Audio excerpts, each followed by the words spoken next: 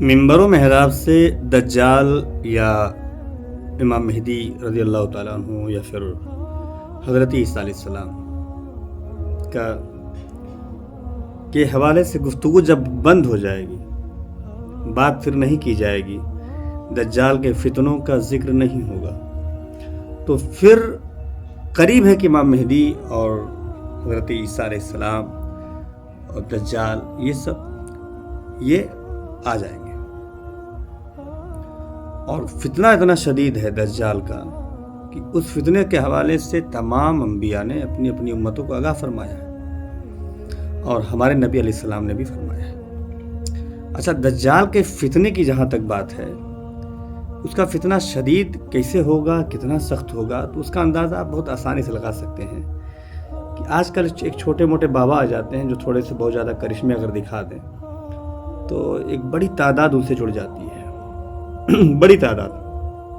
وہ چھوٹے سے کوئی کرشمہ اگر دکھا دیا، کچھ بھی کر دے، جیسے مثال کے طور پہ کہیں خوشبو پیدا کر دے، کہیں بدبو پیدا کر دے، تو لوگ اس کے دیوانے بن جاتے ہیں، لگتا ہے بہت کرامتی بابا ہے۔ اور دجال چونکہ جب آئے گا تو اہل ایمان جو ہوں گے وہی پہچان سکیں گے، اور ایمان والوں کی خاصیت ہوگی وہ دجال کے اوپر جو وہ لکھا ہوگا کافارہ، اس کو پڑھ لیں گے۔ باقی جو ایمان سے خالی ہوں گے، جو بظاہر مسلمان دکھیں گے، وہ بہہ جائیں گے۔ تو اس کا جو فتنہ اتنا شدید ہوگا کہ اب وہ بارش برسا دے گا۔ سوچیں، بارش برسا دے گا، زمین سے وہ انسان کو جو ہے کہ وہ قتل کر دے گا، مار دے گا، زندہ بھی کر دے گا، زمین سے سبزہ اگا دے گا، پھر اپنے ساتھ جنت اور دوزخ لے کے چلے گا، جو حقیقت میں اس کا الٹا ہوگی۔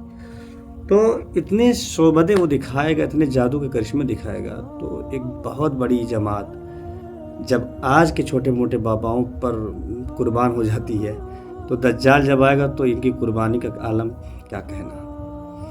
تو ایک فتنہ یہ ہے۔ اب اس فتنے کی آگاہی جس بندے کو ہوگی وہ اس سے بچ جائے گا۔ آج کل جتنے فتنے ظاہر ہو رہے ہیں وہ سارے فتنے دجال سے ریلیٹڈ ہی ہیں۔ چھوٹا فتنہ، بڑا فتنہ جو بھی ظاہر ہو رہا ہے، یہ دجال کے فتنے کے رشتہ دار ہیں۔ اب یہ ان فتنوں سے جو بچ رہا ہوگا آج کے دور میں، جسے بھی فتنوں، جس شکل میں بھی ہوں، فتنہ کبھی نیکی کے شکل میں ظاہر ہوتا ہے، کبھی فتنہ دکھتا بھی ہے، تو فتنے جو بھی ظاہر ہو رہے ہیں وہ سارے فتنے دجال کے فتنے کے رشتہ دار ہی ہیں۔ اب ان فتنوں سے جو اپنے آپ کو بچا رہا ہوگا، جو بچ رہا ہوگا، جو اپنے آپ کو دور رکھا ہوگا، وہ یقیناً دجال کی فتنوں سے محفوظ ہوں گے۔ اب مسئلہ کیا ہے؟ ایک بڑی تعداد جمعہ میں کب آتی ہے؟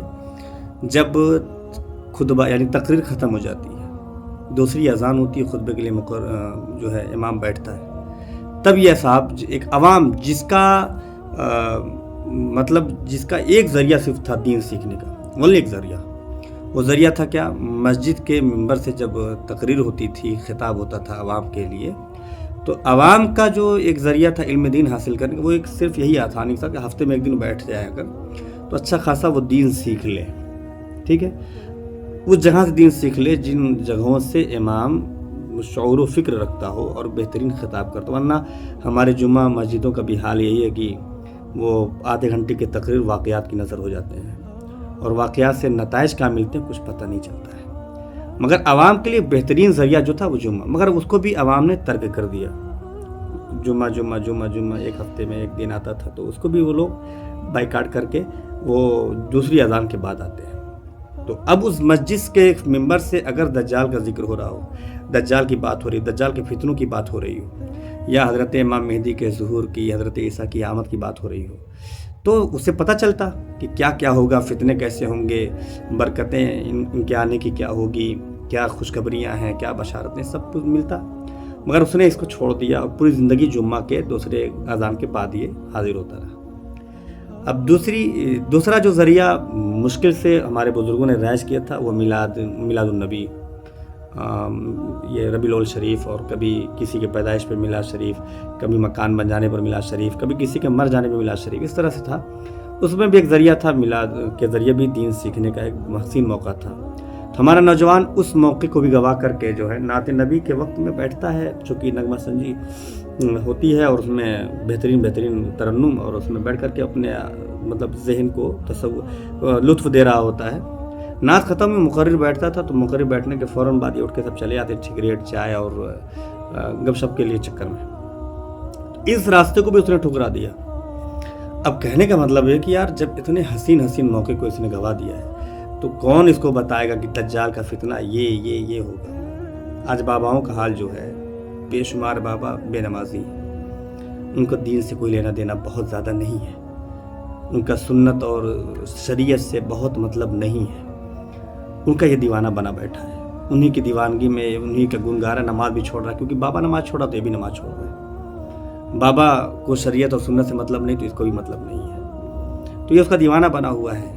अब ये नौजवान क्या जानेगा कि दज्जाल का फितना क्या है, इमाम मेहदी के ज़ुहूर की बरकत क्या है, हज़रत ईसा की आमद की शान क्या है, नहीं मालूम। तो अब जो है कि इमाम मेहदी, अब हमारे ये अवाम की बात है, ख़ास की बात ये है कि जब ख़ास भी इस तरफ तवज्जो नहीं कर रहे हैं, अगर कोई मान लीजिए खैरियत से अगर जुम्मा के खिताब में आ भी रहा है, 1 साल तक आया और पूरे 1 साल में उसने जो है दज्जाल की फितनों का जिक्र नहीं सुना, हज़रत इमाम मेहदी के ज़ुहूर की बात नहीं हुई, हज़रत ईसा की आमद का जिक्र नहीं हुआ, तो उसको फिर क्या मालूम पड़ेगा। तो मैं पढ़ रहा था कि दज्जाल या ये दोनों शख्सियात, हज़रत इमाम मेहदी और हज़रत ईसा का जिक्र जब मिंबर से ख़त्म हो जाएगा, मिंबर से इनकी बात ही नहीं होगी, न दज्जाल के फितने की बात होगी, न हज़रत ईसा की आमद का जिक्र होगा, न हज़रत इमाम मेहदी के ज़ुहूर की शान बयान की जाएगी, तब जाकर के ये आएंगे, दज्जाल भी ज़ाहिर हो जाएगा, जो है कि